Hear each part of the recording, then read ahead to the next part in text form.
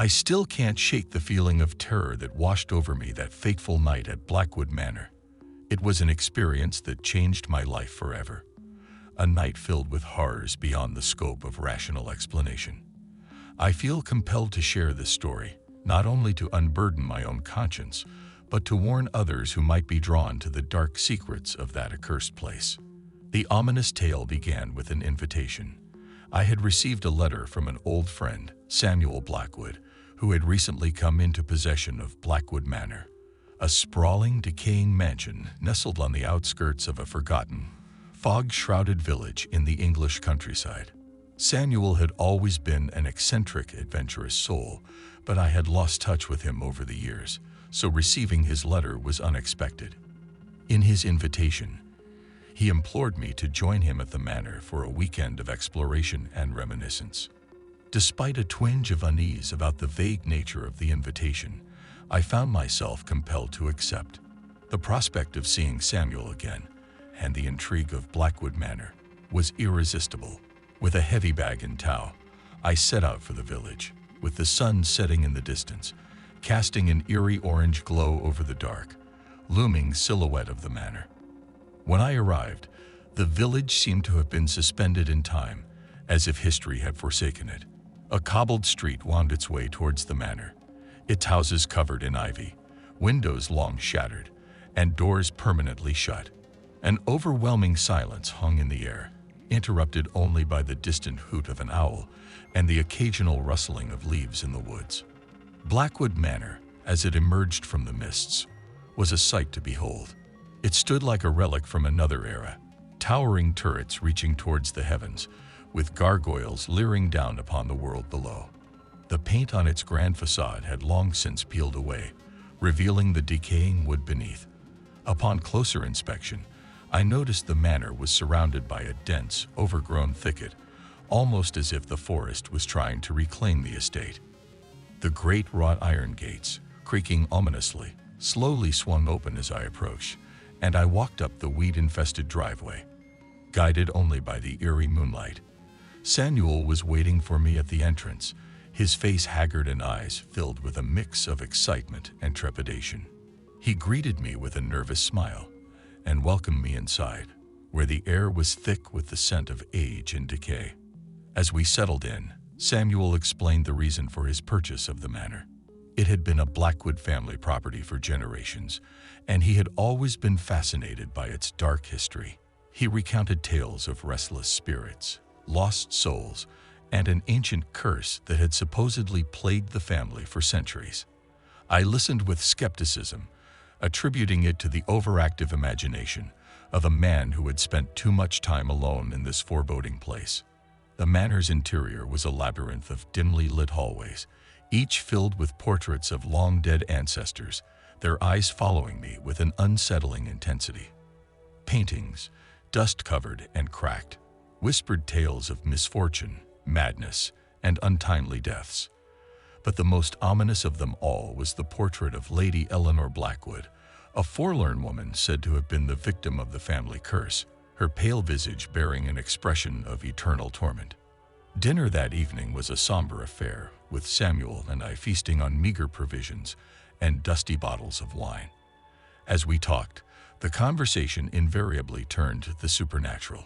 Samuel shared stories of strange occurrences, of doors that opened of their own accord, phantom footsteps in the dead of night, and whispers that echoed through the empty corridors.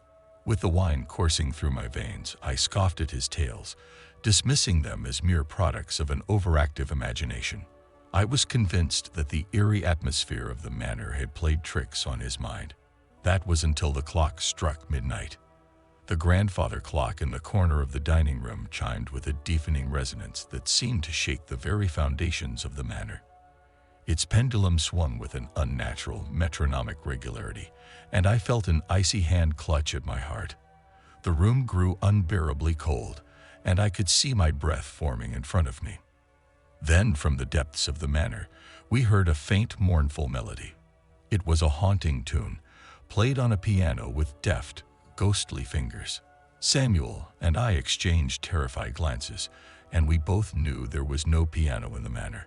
The music swelled, filling the room with a chilling sadness that seemed to seep into our very souls.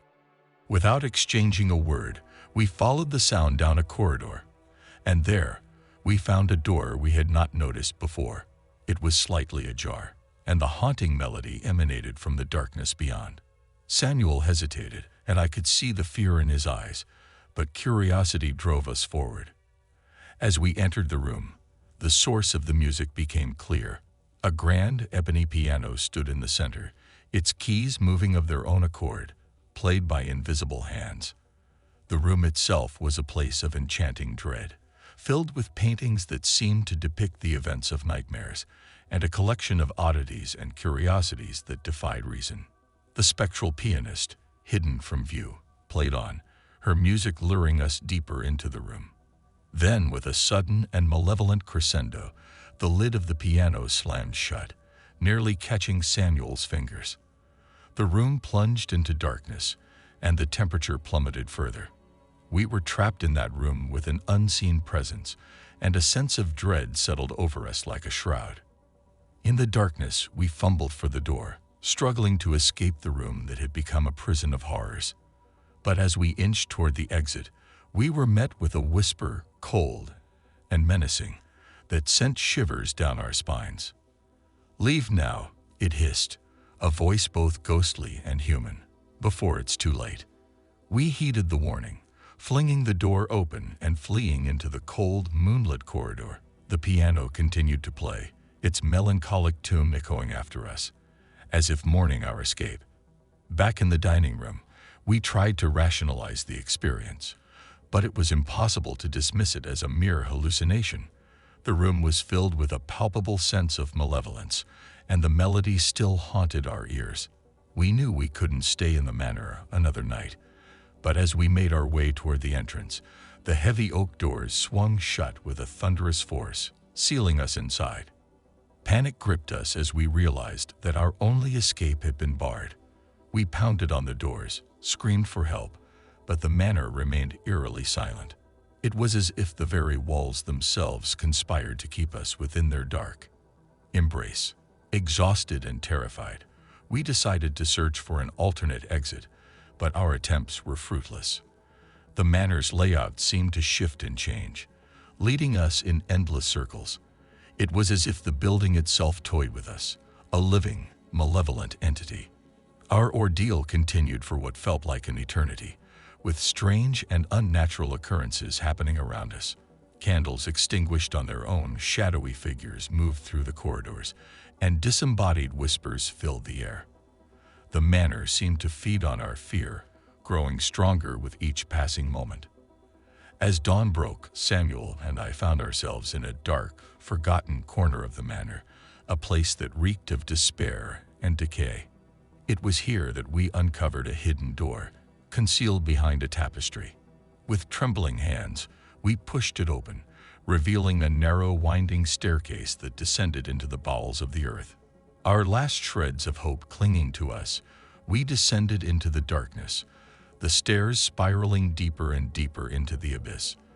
The air grew colder and more oppressive, and the flickering torches that lined the walls cast eerie, dancing shadows that seemed to whisper sinister secrets. As we descended, we encountered a series of locked doors, each adorned with grotesque symbols and inscriptions that were unfamiliar to us. These symbols seemed to pulse with an otherworldly energy, and I could feel their malevolence seeping into my very being. We eventually came to a chamber unlike any we had encountered before. It was vast and filled with an unearthly, greenish light. In the center stood a grotesque, ancient altar, adorned with symbols of a forgotten religion. Upon the altar lay a stone sarcophagus, its lid adorned with the visage of a leering, horned demon. As we approached, a whispering, disembodied voice filled the chamber, speaking in a language that no human tongue could replicate. Samuel and I exchanged terrified glances, realizing that we had stumbled upon something beyond our comprehension. The voice grew louder, and we could feel its words burrowing into our minds, driving us to the brink of madness. With a final, anguished cry, Samuel fell to his knees, clutching his head in torment. I reached for him, but it was too late. His eyes glazed over, and he began to speak in a voice not his own, reciting incantations and prophecies of doom. I fled from the chamber, the agonized cries of my friend echoing in my ears, as the manor itself seemed to quake with an unholy fury. I knew I had to escape, to find a way out of this living nightmare, but the twisting corridors and shifting walls continued to confound me. I was pursued by a relentless presence, a malevolent force that whispered horrors into my ear, promising eternal torment and suffering. It was as if the very essence of Blackwood Manor had come alive to claim my soul. My flight led me back to the grand entrance hall, where the cursed piano sat, still playing its haunting melody. Desperation overcame me, and I pounded on the door, screaming for release from this living hell.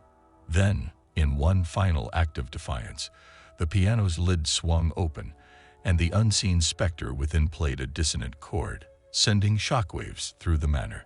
With an otherworldly roar, the manor itself began to crumble, its walls and foundations shaking and splintering. I was cast to the floor as the world around me disintegrated into chaos. It was a maelstrom of malevolence, a descent into madness. In the chaos, I was flung from the manor, my body tumbling through the air and crashing to the ground outside. I lay there, dazed and battered, as Blackwood Manor collapsed in on itself, consumed by the darkness that had festered within. As I staggered to my feet, the ruins of the manor were swallowed by the earth, leaving only a smoldering crater in their wake. Samuel and the horrors that had tormented us were gone, lost to the depths of an unfathomable abyss. I stumbled away from the accursed place, my mind fractured and my soul scarred by the horrors I had witnessed. I was the sole survivor of that night, but I carried with me the weight of the darkness that had once consumed Blackwood Manor. I share this tale not for sympathy or absolution, but as a warning to all who may be drawn to the sinister secrets of that forsaken place. Blackwood Manor is a cursed realm, a gateway to horrors beyond comprehension.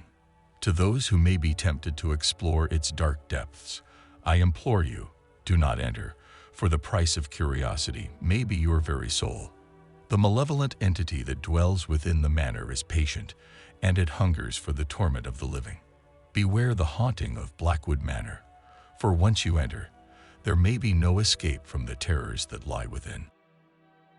A few friends and I were bored one night, looking for something to do. One of my more adventurous friends, Liam, said he knew a spot and that we should go check it out together. Me and the others knew he was interested in exploring abandoned places, as he's in some group online where they share cool abandoned places they found. So we expected to be dragged along to a random old skate park or something. He had coordinates for the place he wanted us to go to, so we all chipped in to catch a cab to a gas station that was nearby. Liam stayed rather cryptic about where we were going, not saying what the place actually is, and instead just scrolling on his phone throughout the whole cab ride there.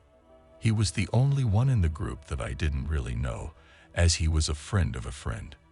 When we finally got to the gas station, we realized we had to trek through a woodland to get to this abandoned place that Liam still didn't disclose any information about. It was only around 9 p.m. and not too dark at that time, so we just decided to keep going and see what we find. To say that the woods were eerie is an understatement. I constantly felt like I was being washed from one place or another, but there's not much else to expect when walking through a forest at night. We all had fun scaring and jumping at each other for the 10 minutes that we had to walk through the woods, until the trail finally ran clear and led to a tall white building. It was obvious that the building is a hospital, or was at one point. The paint was peeling and the bricks were chipped, with ivy crawling up and covering the walls. It was mostly demolished, but there was still structure to the building, making it look like a set from a low-budget horror movie. We all pulled out our phones and used the flashlight to guide our way, before stepping inside. Graffiti covered almost every inch of the cracked walls. Clearly, it was a common spot for people to come. The further we walked into the building, the more wet and damp the building came. Pools of murky green water covered the floor, patches of mud covering it too. After walking around for about 25 minutes, Getting deeper and deeper into the building, we realized we had forgotten what way we came. Each corridor stretched for ages, most rooms looking identical. It can't be that hard to get out of a rectangle building though, right? We were all still mostly calm, knowing we can just choose a direction and keep going that way. We all decided to just keep walking straight and that eventually we would get out. After another 10 minutes of sticking to that plan, it seemed we had made no progress and that we were just walking further into the building. Our phones had no reception, and our map apps weren't getting a location due to no signal. The graffiti had mostly stopped at this point, and we would only see a bright scribble every few meters now. We were starting to subtly panic, and everyone but Liam had an anxious expression on their faces. After another 5 minutes of aimlessly walking, we stopped, thinking of where we went wrong. An argument throughout the group broke out, as we had been stuck in an abandoned hospital for about 90 minutes and couldn't find a way out. Halfway through the shouting match, I heard a cough coming from what seemed to be a few meters away. We all immediately turned silent as we stared at each other in shock. Liam started laughing, so we just assumed it was a joke he was pulling or something dumb like that. Just a minute after the cough, we heard someone humming loudly. We all immediately started sprinting back the way we came without a word. I could hear the humming become louder, as if it was following us as we ran. I tried my hardest to run faster than ever, but my long, uncoordinated legs went too far forward or something, and I face-planted right into one of the mud piles. I reached out to my buddy for help, but he just kept running. So I scrambled back onto my legs and ran in the same direction, my vision mostly blurred from the thick mud and stagnant water. After a few minutes of silent sprinting, we slowed down and slumped into a random room in the corridor. My friends were laughing while I was panting, using my hoodie to wipe the mud off my face and arms. They all took the situation as a joke, while one of my friends and I were genuinely scared. After catching our breaths, someone suggested we just follow the graffiti back to the entrance. Most of our phones had died at this point, and we only had one left as a flashlight with only about 15% battery. After another hour or so of following the graffiti, we finally made it back to the entrance. At this point, it was 1 a.m., and we were so done. We made it through the woods. Even a twig snapping would make us all jump. We called a cab, and everyone slept over at mine, as it was closest, and in all fairness, no one really wanted to be alone that night. We still don't know what that humming or coughing was, but we all heard it and knew we weren't imagining it. It's safe to say none of us have been to any abandoned places since.